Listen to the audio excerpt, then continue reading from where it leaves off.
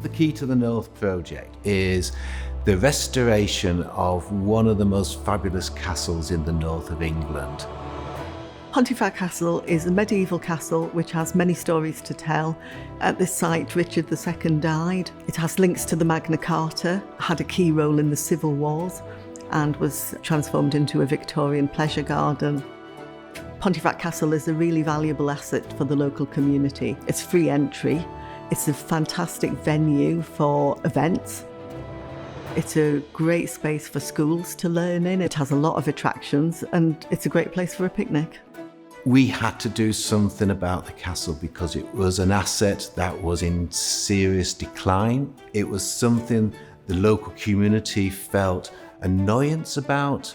For some, probably, they didn't really recognise that there was a castle here. There were lots of trees, the views were obscured, there was shrubbery and plants growing. Pontefract Castle had suffered years of neglect, unfortunately. It was on Historic England's at-risk register. Wakefield Council realised that something had to be done if it was to be transformed and saved, and there was a huge commitment by the council and the Heritage Lottery Fund to progress this project and transform the site into the wonderful visitor attraction it is today. Those who follow us would have every right to be critical if we didn't do something now to make sure that it's there for them to see and enjoy in future. When I joined, we'd already got stage 1 funding from the Heritage Lottery Fund, so then it was a case of applying for stage 2 funding.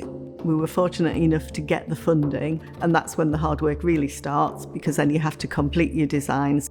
You go through procurement and get your contractors and everybody else. So there is quite a logical progression to dealing with a project like this. The key aim was to get the castle off Historic England's at-risk register. One of the other key aims was to transform the derelict Victorian barn into a visitor centre with the glass extension and just open up the site so that local people would engage with the heritage more and to conserve the site for current and future generations. Work began on site in September 2015.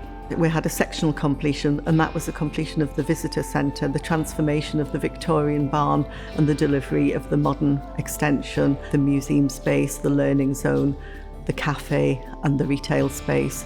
Once that was completed, we moved on to the herb garden. The final stage is the completion of the conservation of the monument and achieving one of the key aims of the project, which is to have Pontefract Castle removed from Historic England's at-risk register. My role is to advise the project team about what is appropriate to do with the ruins so that actually we don't harm them in our efforts to actually conserve them.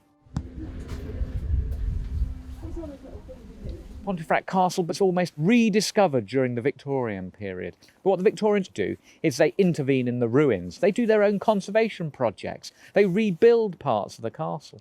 So our challenge when we actually come here to conserve it in the early 21st century is to try and work out what did the Victorians do and what do we need to do.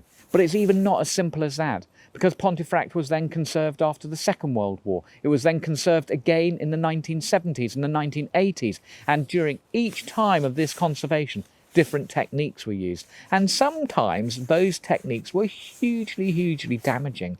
The use of cement mortar, where the cement ends up being harder than the stone that it's actually holding in place. If the cement is harder than the stone, water will travel through the easiest thing it can, and that is the stone. And then at winter, that water freezes and it shatters the stone. I think we're not going to do any worse than what they did here.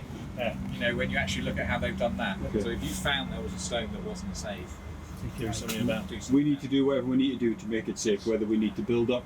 You're okay for us to consolidate the core that we find behind that panel? Yes. So again, when we first came and looked at this, we wouldn't have said that was probably part of the wall. Visually, it's going to look different. And this is what people need to be prepared for. One of the huge challenges we've had with Pontefract Castle is to strip away that concrete addition and actually use different techniques such as lime mortar to actually hold the stones in place. And I can tell you for one thing, at Pontefract Castle, this has been a huge job to actually do this, but also really challenging in unpicking those conservation jobs that had been done in subsequent generations. A lot of things have been found at the castle, and eventually they will be on display and have been taken away by the archaeology company we commissioned for conservation. Here we have a collection of objects from Pontefract Castle. This is a really important project for us, as these objects have come to the conservation lab here to be treated prior to going on display in a new exhibition. The aims of the conservation process we're going to undertake here is to stabilise these objects ready to go on display.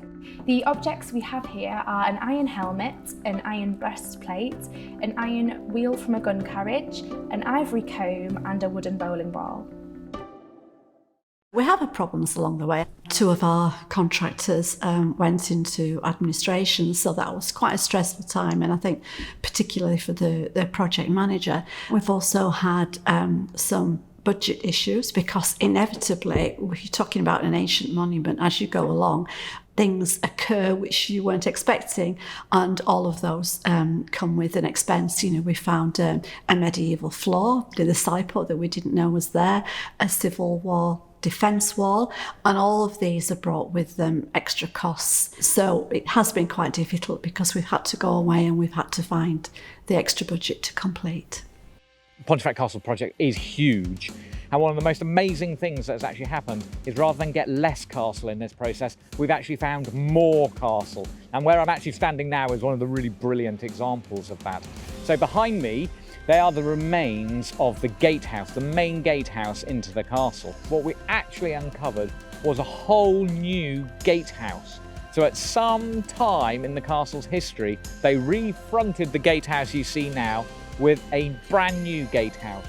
Right underneath here, we also found the remains of a drawbridge pit. So again, really, really exciting stuff. Now, none of this was actually planned for, none of this was actually known about. We didn't know we were going to find this. And so that's given us a huge challenge of what to do within the rest of the conservation project. What we've actually found when we've gone round the castle is a whole set of questions. We've actually not necessarily found answers to some of our ideas about the castle. We've just got lots more questions, a lot more puzzles to actually unlock.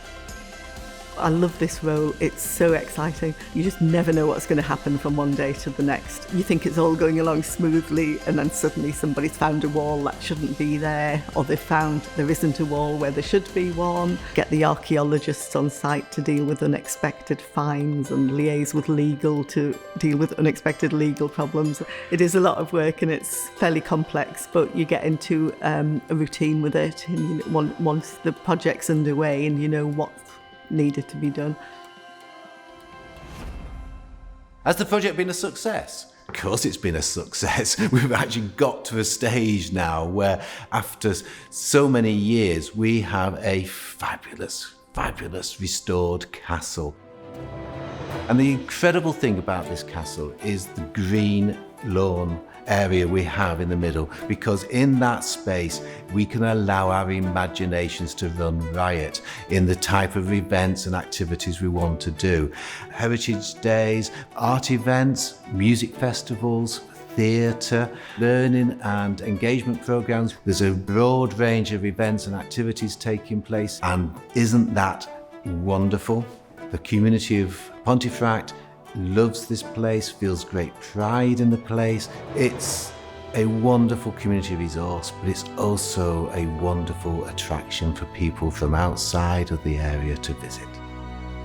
I think this project is going to mean an awful lot to the community of Pontefract, because it's going to connect them with their heritage. They've always loved the castle and the site, but I think now when they visit, it's going to have a lot more meaning. The project has enabled it now to be far more accessible. They will see things in this castle, this site, that they never noticed before. It's enabling people to enjoy their local heritage in a way that they couldn't before.